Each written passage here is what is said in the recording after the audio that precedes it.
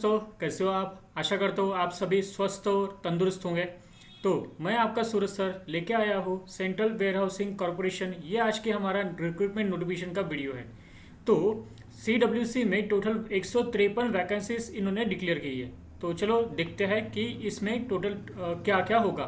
तो सबसे पहले हम देखेंगे कि ओवरव्यू ऑफ CWC नोटिफिकेशन या फिर एग्जाम हाईलाइट या फिर एजेंडा क्या है हमारे वीडियो का। देन इंपॉर्टेंट डेट्स जैसे स्टार्ट डेट कब होगा, एप्लीकेशन एंड डेट कब होगा, देन एग्ज़ाम कब होगी, रिजल्ट कब आएगा, ये सभी डेट्स हम देखेंगे। उसके बाद हम देखेंगे कि इसके अप्लीकेशन करने के लिए जो टोटल एग्ज़ाम फीस रहेगी या फिर अप्लीकेशन फीस रहेगी तो वो कितना रहेगा। देन हर पोस्ट को अप्लाई करने के लिए आपका एजुकेशनल क्वालिफिकेशन क्या होना चाहिए, आपका एज लिमिट क्या होना चाहिए, वहाँ पे रिलैक्सेशन कितना रहेगा। देन सिलेक्शन प्रोसेस किस तरह से कंडक्ट की जाएगी by CWC। Then at the last exam pattern क्या रहेगा, कौन से एग्ज़ाम होंगे, कितने रिटर्न एग्ज़ाम होंगे, कितने इंटरव्यूज होंगे, ये सब हम देखेंगे। एंड सबसे लास्ट में हम देखेंगे कि इसका सैलरी स्ट्रक्चर क्या रहेगा। तो चलो वन बाय वन डिस्कस करते हैं। तो अगर हम इसका ओवरव्यू देखें तो ये कंडक्टिंग अथॉरिटी जो है ये सेंट्रल वेयर हाउसिंग कॉरपोरेशन है। टोटल वैकेंसीज जो फिलहाल के लिए डिक्लेयर है ये है 153। अप्लीकेशन मोड आपका ऑनलाइन ही रहेगा। That means you have to submit your application in an online mode. Category ये CWC ये गवर्नमेंट जॉब्स या फिर गवर्नमेंट सेक्टर के लिए अंडर आता है। देन एग्ज़ाम मोड भी यहाँ पर ऑनलाइन ही रहेगा। That means it will be CBT type, that is computer based written examination. Then अगर आपको कोई भी ऑफिशियल नोटिफिकेशन डाउनलोड करनी है या फिर अप्लाई करना है या फिर कोई आपको अपडेट या फिर नोटिफिकेशन के रिगार्डिंग कोई आपको डाउट्स होते हैं तो you can visit the https www.cewacor.nic.in। दिन अगर हम देखें कि इंपॉर्टेंट डेट्स क्या है तो ऑनलाइन एप्लीकेशन अभी स्टार्ट हो गया है। दैट इज 26 अगस्त से लेकर 24 सितंबर 2023 तक। इस दौरान आप अपने एप्लीकेशन फॉर्म सबमिट कर सकते हो। देन जो भी आपका फीस पेमेंट रहेगा ये भी सेम डेट को ही होगा। दैट इज 26 अगस्त से लेकर 24 सितंबर 2023 तक। उसके बाद आपका जो कॉल लेटर आने वाला है ये अराउंड 10 डेज बिफोर आएगा एग्ज़ाम के पहले। अभी फ़िलहाल के लिए इन्होंने जो भी एग्ज़ाम होगी, जो भी फर्स्ट एग्ज़ाम होगी, टायर 1 की एग्ज़ाम जो होगी, इनकी डेट अभी इन्होंने बताई नहीं है। बट जब भी एग्ज़ाम रहेगी उसके 10 डेज बिफोर 1 और 2 वीक बिफोर आपका हॉल टिकट आपको ऑनलाइन में मिल जाएगा। देन आपको download of call letters for interview document verification. Those who will clear the first round they will be like shortlisted for the interview round. So उनका भी result जो भी होगा वो मेल के थ्रू या फिर ऑफिशियल वेबसाइट पे डिक्लेयर किया जाएगा।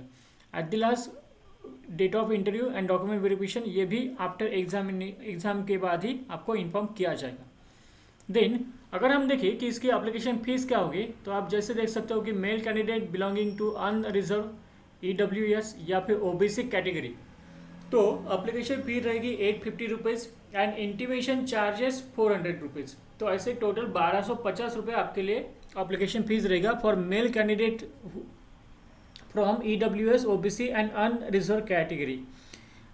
इसी के अलावा जो भी SC ST PWD ex serviceman and the women candidate that is female candidate उनके लिए कोई भी एप्लीकेशन फीस नहीं है। बट जी हाँ वहाँ पे intimation charges will be there. तो वुमेन कैंडिडेट या फिर SC ST PWD के लिए जो टोटल फीस रहेगी वो रहेगी 4000 rupees and rather than this सबके लिए 1250 रुपये यहाँ पर एप्लीकेशन फीस रहेगी। देन अगर हम देखें कि एजुकेशनल क्राइटेरिया या फिर एजुकेशनल क्वालिफिकेशन क्या क्या होगा तो यहाँ पर असिस्टेंट इंजीनियर सिविल के लिए a degree in civil engineering, assistant engineer electrical के लिए a degree in electrical engineering, accountant के लिए आपका BCom और BA कॉमर्स होना चाहिए या फिर आपका CA भी होगा तो भी आप चल जाएगा, तो भी आप एलिजिबल रहोगे। साथ में सुपरिटेंडेंट जनरल के लिए post graduate degree in any discipline from a recognised university और इंस्टीट्यूशन। आपका PG होना चाहिए, चाहे फिर वो BA BCom इंजीनियरिंग कोई भी हो, सिर्फ आपका PG होना चाहिए यहाँ पर। देन जूनियर टेक्निकल असिस्टेंट के लिए डिग्री इन एग्रीकल्चर और a degree with zoology chemistry और biochemistry as one of the subject आपका होना चाहिए। उसके बाद सुपरिटेंडेंट जनरल SRD के लिए post graduate degree in any discipline. उसके बाद junior technical assistant SRD NE के लिए डिग्री इन एग्रीकल्चर और डिग्री विद जूलॉजी केमिस्ट्री और biochemistry as one of the subject आपका होना चाहिए। उसके बाद अगर हम देखें कि एज क्राइटेरिया या फिर एज लिमिट क्या रखी गई है, तो ऑन द डेट 24 सितंबर, यानी जहाँ तक आपका अप्लीकेशन डेट की जो लास्ट तारीख है वहाँ तक आपका 30 ईयर्स अगर होता है तो आप अलाउड होते हो। That is assistant engineer civil के लिए 30 ईयर्स है, इलेक्ट्रिकल के लिए 30 ईयर्स है, अकाउंटेंट के लिए 30 ईयर्स है, सुपरिटेंडेंट जनरल के लिए भी 30 ईयर्स है, एंड बाकी जो superintendent general SRD, junior technical assistant and junior technical assistant, junior technical UT of Ladakh, अगर आप यूनियन टेरिटरी लद्दाख से बिलोंग करते हो तो वहाँ पे 28 ईयर्स आपके लिए एप्लीकेशन डेट रहेगी। उसके बाद अगर हम देखें कि सिलेक्शन प्रोसेस कैसे होगा, तो for the post of 1, 2, 3 and 4, that is assistant engineer civil, assistant engineer electrical, accountant and superintendent general, तो इनके लिए online test, then document verification followed by interview. सबसे पहले ऑनलाइन टेस्ट आपका होगा, उसके बाद आपका इंटरव्यू होगा एंड एट द लास्ट आपका डॉक्यूमेंट वेरिफिकेशन होगा।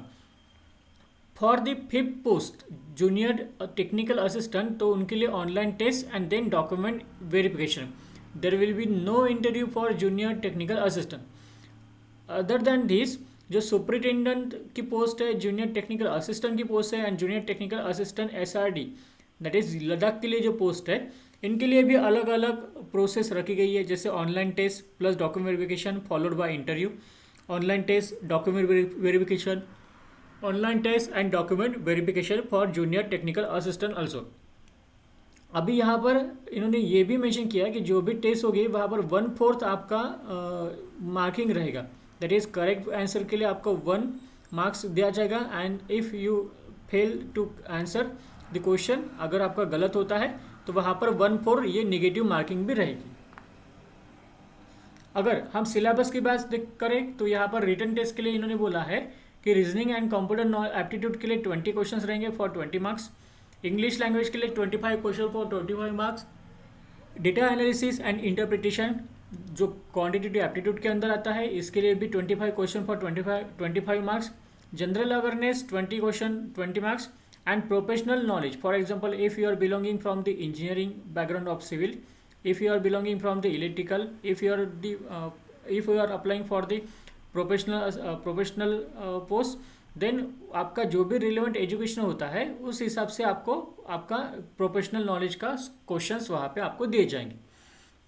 तो ये जो टोटल क्वेश्चन रहेंगे ये रहेंगे 145 and the total marks will be 200। ध्यान रखो, मैं फिर से बोल रहा हूँ कि यहाँ पर 1/4 नेगेटिव मार्किंग रहेगी। टोटल ड्यूरेशन 2 आवर 30 मिनट्स का है। आप इस एग्जाम को हिंदी या फिर इंग्लिश में सॉल्व कर सकते हो। अगर हम देखें अकाउंटेंट के लिए तो यहाँ पर reasoning and computer knowledge 40 question 40 marks, English के लिए 35 question 35 marks, data analysis and interpretation साथ में quantitative aptitude 40 question 40 marks, general awareness 20 question 20 marks and professional knowledge 65 question 65 marks. तो यहाँ पर लगभग 200 मार्क्स का पेपर रहेगा एंड 200 क्वेश्चंस यहाँ पर रहेंगे and the duration of the exam will be 3 hours. Then superintendent general के लिए यहाँ पर जो टोटल सिलेबस हमें दिया गया है वह है reasoning and computer aptitude 50 question 50 marks, English के लिए 50 question 50 marks, DI and quantitative aptitude 50 question 50 marks, general awareness 50 question 50 marks. So ये जो पूरा सिलेबस है ये कोई भी बैंकिंग एग्जाम या फिर स्टाफ सिलेक्शन कमीशन एग्जाम या फिर इंश्योरेंस एग्जाम का मेंस का सिलेबस होता है। तो अगर आप if you are preparing for the banking mains exam then उसके हिसाब से ये जो आपका रहेगा ये सेम पैटर्न आपको फॉलो, ये सेम पैटर्न वहाँ पे है। तो अगर आप वहाँ पे अप्लाई करते हो या फिर बैंकिंग के लिए अगर आप प्रिपरेशन कर रहे हो तो आपका CWC के लिए आराम से यहाँ पर प्रिपरेशन हो सकता है। देन अगर हम एग्जाम सिलेबस देखें फॉर सिविल तो सिविल के लिए इन्होंने ये सब्जेक्ट रखे हैं 20 मार्क्स के लिए। देन कुछ टॉपिक्स है उसके अंदर सब टॉपिक्स यहाँ पे रखे गए हैं। ये जो पूरा सिलेबस है ये आप ऑफिशियल साइट पे जाके देख सकते हो या फिर आप ऑफिशियल PDF डाउनलोड करके आप वहाँ से चेक कर सकते हो। यहाँ पर अगर पोस्ट वाइज हम वैकेंसी देखें तो कितने वैकेंसी है, तो असिस्टेंट इंजीनियर सिविल के लिए 18 वैकेंसी रहेगी, असिस्टेंट इंजीनियर इलेक्ट्रिकल के लिए 5, अकाउंटेंट के लिए 24, सुपरिटेंडेंट जनरल के लिए 11, जूनियर टेक्निकल असिस्टेंट के लिए 81 vacancies are there. Then superintendent general के लिए 2 वैकेंसीज, जूनियर टेक्निकल असिस्टेंट के लिए 10 and junior technical assistant Ladakh के लिए 2 वैकेंसी। तो ऐसे टोटल 153 वैकेंसीज आर अवेलेबल, या फिर अभी इन्होंने पब्लिश की है for CWC notification.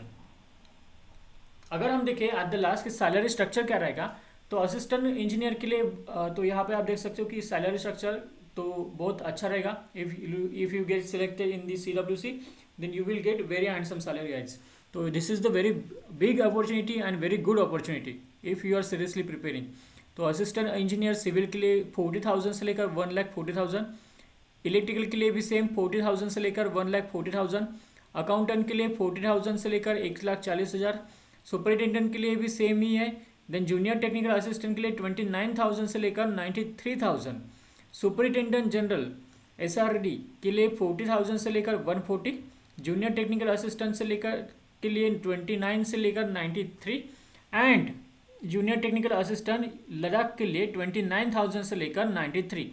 That means if you are seeing, या फिर अगर आप देख सकते हो, तो ये बहुत ही अच्छी सैलरी स्ट्रक्चर रहेगा जो आपको किसी भी बैंक या फिर स्टाफ सिलेक्शन कमीशन के डिपार्टमेंट में नहीं मिल सकता। So this is all about the notification. If you have any doubts, you can comment on the below the video so that we can reach to you. साथ में if you are preparing for the banking, SST, MBCT या engineering aptitude exam, then you can join our courses in online and offline mode. Thank you so much.